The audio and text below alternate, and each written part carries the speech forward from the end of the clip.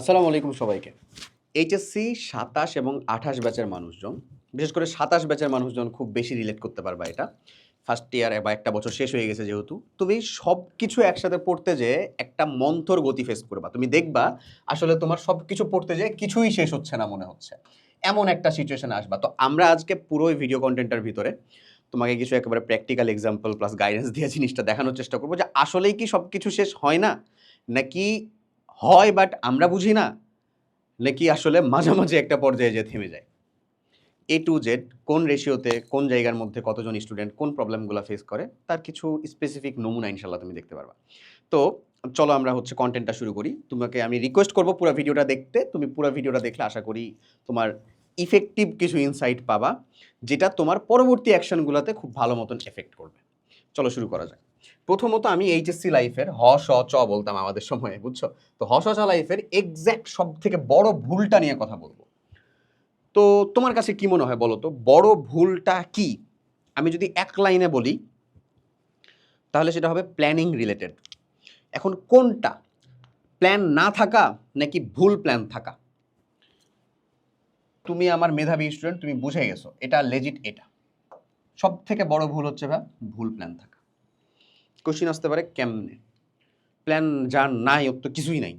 কিছু না থাকার থেকে তো কানা মামা ভালো ভাইয়া। না ভাইয়া, এই ক্ষেত্রে কানা মামা ভালো না, এই ক্ষেত্রে শূন্য বল ভালো। বিশ্বাস করো, ভুল প্ল্যান থাকার মাধ্যমে তুমি আসলে কি করো জানো? পুরোটা টাইম জুড়ে বুঝোই না যে আমি যা করতেছি করে গেছি তা আসলে আলটিমেট আমাকে আর্যভট্টের আবিষ্কার করা শূন্যই দিবে। আলটিমেট আমাকে কোনো ফলাফল আর দিবে না। তাই তোমার করা ইফোর্টটাও তোমার কাছে ইন ভেইন লাগবে, তোমার করা ইফোর্টটাও জাস্ট বৃথা মনে হবে। এই যে একটা প্যারার ভিতরে পড়ে গেল না, এইটা তোমাকে পরবর্তী নেক্সট কোনো ইফোর্ট দিতেও বাধা দিবে, হতাশ করবে, ডিপ্রেসড করবে।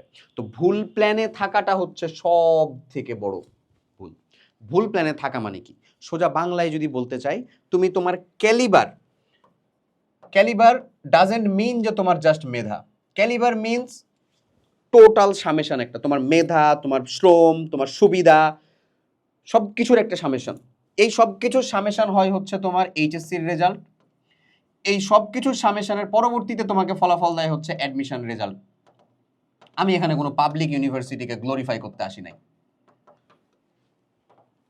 কোনো কিছু গ্লোরিফাই করতে আসি নাই। সমাজের যা চিন্তা ভাবনা, সমাজের যা চিন্তা চেতনা, সেটার পক্ষে বিপক্ষে কোনোটাই সেই আলাপে না যে, মানে আমি আমার পয়েন্ট অফ ভিউ শেয়ার করতেছি অ্যাজ এ ছোট ভাই। তুই আমার সামনে আমার আন্ডারে বড় হওয়া একটা ছোট ভাই হিসেবে যা যা বলতাম তাই বলতে চাচ্ছি ক্যামেরার সামনে। তোর যদি মনে হয় যে না আমি আর শুনতে চাচ্ছি না, তুই স্কিপ করতে পারিস। ক্লিয়ার? আচ্ছা, আমি যেটা বলছিলাম, তো যে ক্যালিবার, এই ক্যালিবারটা না বুঝে তুমি যদি পরিশ্রম করো তাহলেই সেটা হচ্ছে তোমার ভুল প্ল্যান। তোমার ক্যালিবার, তুমি একটা লেকচার, একটা ক্লাস কখনোই ৭ ঘন্টা ৮ ঘন্টা দেখতে পারো না। একটা লেকচার, একটা টপিক তুমি ১৪ ঘন্টা করে ভেক্টর শেষ করতেছো, তুমি ১৪ ঘন্টা করে ধরো ম্যাট্রিক্স শেষ করতেছো, সেটা ঠিক আছে।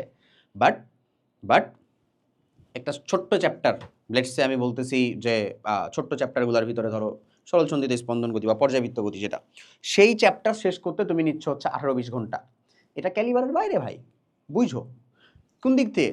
তোমার মেধা, আমি তো বললাম পুরোটার, তোমার সুযোগ সুবিধা, তোমার ইফোর্ট, তোমার ইচ্ছা আগ্রহ, সবটার উপর বেস করে বলতেছি। তাহলে ওইটা না বুঝে তুমি যদি অ্যাপ্রোচে আগায় যাও, যে কারো একজনকে আদর্শ ধরে তাকে ফলো করতে থাকো, সেটাই ভুল প্ল্যান। সঠিক প্ল্যান কি আসলে বলো তো? সময়েরটা সময়ে করা, সময়েরটা সময়ে করা। সঠিক প্ল্যানের প্রথম উপাদান হচ্ছে সদিচ্ছা। তোমার ইচ্ছা যদি হয় জাস্ট অন্যকে ছোট করা, তোমার যদি ইচ্ছা হয় যে না এর কাছ থেকে আমি শুনতেছি বেসিক্যালি একে মক করার জন্য, তাহলে তোমার সঠিক প্ল্যান ইনশাল্লাহ ইনশাল্লাহ কখনো এ জীবনে ঠিক হবে না।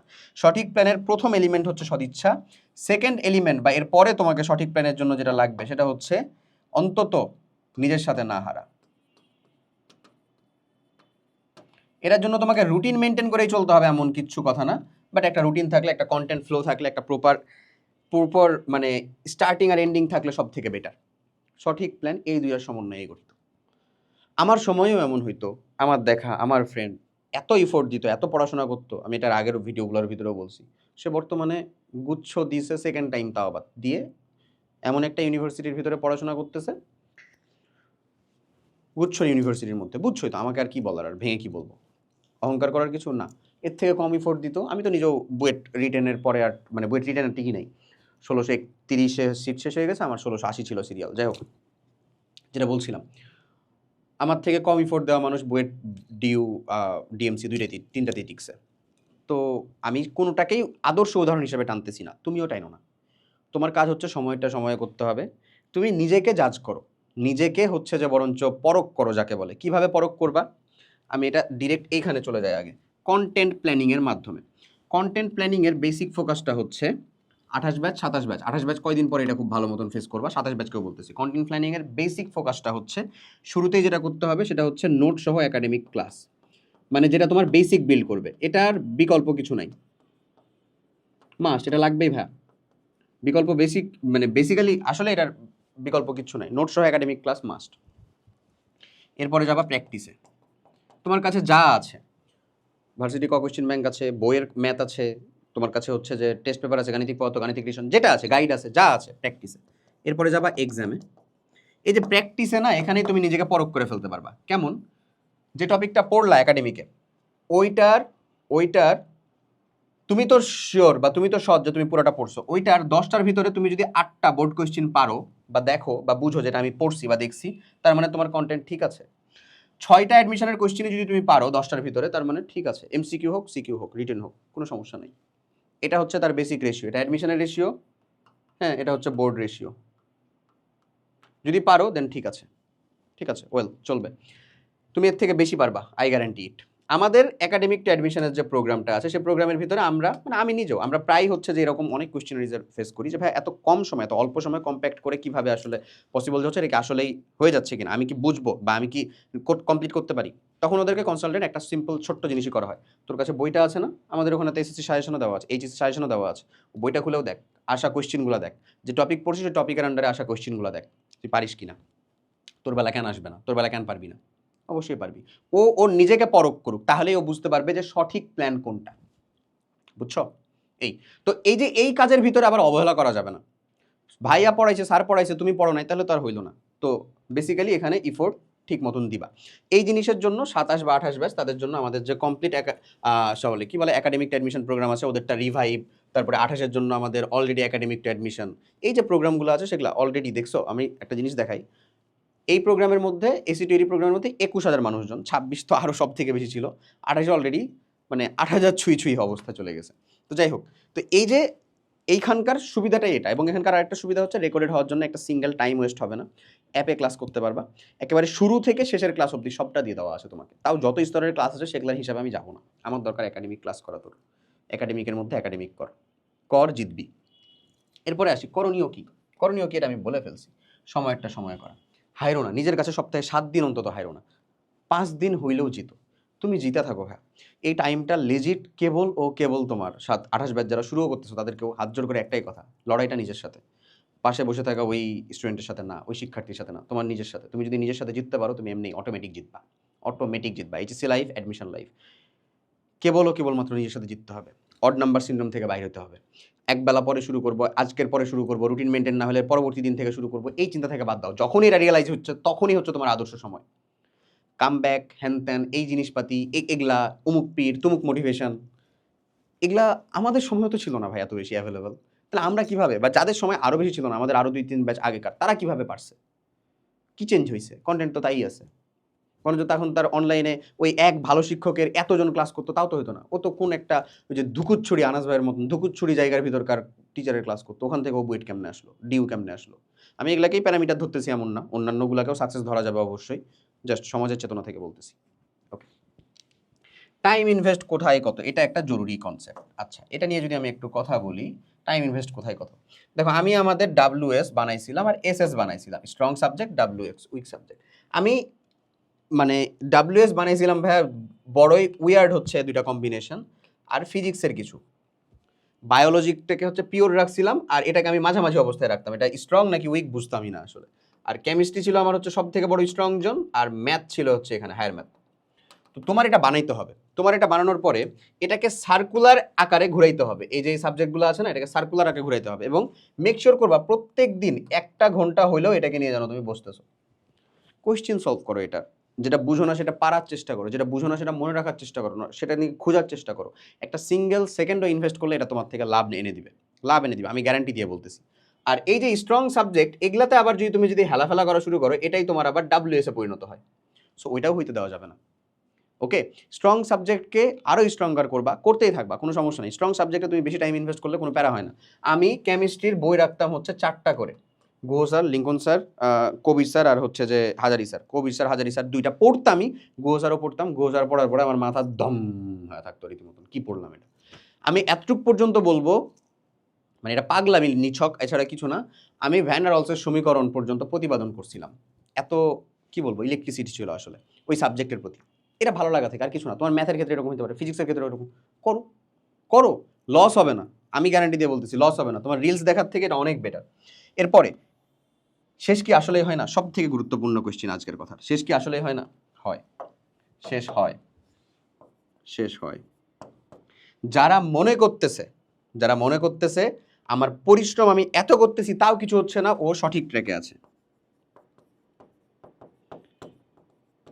সঠিক ট্র্যাকে আছে। যারা মনে করতেছে যে ভাইয়া আমি যেটা মিলতেছে সেটা বুঝানো, যারা মনে করতেছে আর আমি তো সবই পারি, ভাই ও আসলে জিরো পারে। তুই আসলে এখনো পাড়ার লাইনেই উঠিস নাই, তুই পাড়ার লাইনে উঠলে দেখবি যে তুই কিছুই পারিস না। তাহলে তুই বুঝবি যে আসলে তুই কিছু পারিস, হয়তো বা অল্প স্বল্প হলেও কিছু পারিস, বুঝছিস? সবই পারি এরকম চিন্তা করতেছে, যেটা আসলে অনেকে করে না। বেসিক্যালি কিছু মানে কিছু বিগড়ে যাওয়া টপাররা এরকম চিন্তা করে যে ভাই আমি সবই পারি, আসলে কিছুই পারে না। ও লসই যাচ্ছে, ও একটা ডেলিলু ওয়ার্ল্ডের ভিতরে যাচ্ছে রীতিমতো। সঠিক ট্র্যাকে আছে কারা? যারা চিন্তা করতেছে ভাই আমি এত পড়তেছি তাও মনে হচ্ছে কিছুই শেষ হচ্ছে না। ওরা খুব শীঘ্রই দেখবে ওদের শেষ হয়ে গেছে। আসলে এটাই সত্য কথা, শেষ হয়ে যায়, শেষটা এরকমভাবেই হয়। তো তোমার সাবজেক্ট, তোমার প্ল্যানিংটাও কাইন্ড অফ হচ্ছে এরকম। তোমাকে মেক শিওর করতে হবে এখান থেকে যেন সর্বোচ্চ এফোর্টটুকু তুমি বের করে নিয়ে আসতে পারো। আমি হোপসো এতটুকু গ্যারান্টি দিয়ে বলতে পারি যে স্টুডেন্ট সংখ্যার ভিতরে যে আমি সঠিক ট্র্যাকে আছে যারা, তাদের ওই যে প্রোগ্রেস যারা শেয়ার করতেছে আমাদের গ্রুপগুলোর ভিতরে, 27-এর গ্রুপ থেকে শুরু করে সবটাতেই দেখতেছি ভাইয়া, অনেকের প্রোগ্রেস দেখে আসলেই মাথা নষ্ট। যদি সেটা সত্য হয় তাহলে আমরা অনেক খুশি তাদের ব্যাপারে। আমি হোপসো সেটা হচ্ছে সত্য। যারা অনেকে দেখতেছো দেখে হতাশা ভোগ করতেছো, হতাশা ভোগ করার কিছু নাই। এটা তোমাকে ওই খোঁচাটা যদি দেয় এবং সেই খোঁচা যদি তোমাকে অন্তত টেবিলে আরও 1 ঘন্টা বেশি বসায় রাখতে পারে, এটা সার্থকতা আছে। যেটা করা উচিত তোমার, যেটাই তোমার প্রাইম টার্গেট হওয়া উচিত, যেটাই তোমার আসলে মানে মনে প্রাণে বিশ্বাস করে সেটাকে আমলে নেওয়া উচিত, বুঝছো? সো তাহলে শেষ কি আসলেই হয় না? সত্য কথা হচ্ছে শেষ আসলে হয়, এবং শেষ প্রত্যেকের হয়। এক্সামের আগের রাতে যে সিলেবাস খুলবে তারও শেষ হয়। সে যে রোবটের মতন ধরে যে বই খাতাটা হয়ে গেল, একবারে পাতা উল্টায় শেষ করে যায়। আর তুই প্রত্যেকটা পাতাকে এমনভাবে পড়ছিস যে সেটা ছেঁড়ার উপক্রমে আছে। আমি তোকে বিশ্বাস করি, তুই জিতবি, বিশ্বাস কর। আমি তোকেই বলতেছি, তুই পারবি। ট্রাই কর, সর্বোচ্চটা দিয়ে ট্রাই কর। নিজে যদি সৎ থাকো, নিজে যদি ইফোর্ট দাও, বিশ্বাস করো উপরওয়ালা তোমার সাথে কোনো প্রকার জুলুম করবেন না। তিনি তোমার পাওয়ার সর্বোচ্চটুকু যেন তোমার কাছে পৌঁছাই সেটার সর্বোচ্চ ব্যবস্থা করে দেবেন। বুঝাইতে পারছি? সো 27-28 ব্যাচ, 28 ব্যাচ যারা শুরু করতেছে কেবল, 27 ব্যাচ যারা অলরেডি একটা বছর শেষ করছো, এই যে কথাগুলো বললাম সেটাকে একটু মেনে চলার ট্রাই করো। যদি তোমার কন্টেন্ট ফ্লো নিয়ে মনে হয় যে নিজে পড়াশোনা করে পারবো, তাহলে আমি একটা কথাই সাজেস্ট করবো, সিম্পলি আমাদের একাডেমিক টু অ্যাডমিশন প্রোগ্রাম। এই প্রোগ্রামের সাথে যুক্ত হলে তোমার হোপসো পুরো এইচএসসি লাইফের আর অন্য কিছু নিয়ে, কোনো সিঙ্গেল টিউশন, কোনো সিঙ্গেল কোচিং, আদার্স প্র্যাকটিস, কোনোটা নিয়েই আলাদাভাবে কিচ্ছু ভাবতে হবে না। এইটার ক্লাস করবা, নিজে প্র্যাকটিস করবা, ডান, পুরো এইচএসসি লাইফ প্যাকেজড। সবাই অনেক অনেক ভালো থাকো। স্টিল কোনো প্রবলেম ফেস করলে সেটা কমেন্ট করে জানাতে পারো, ইনশাল্লাহ ট্রাই করবো সলভ করার। আল্লাহ হাফেজ, আসসালামু আলাইকুম।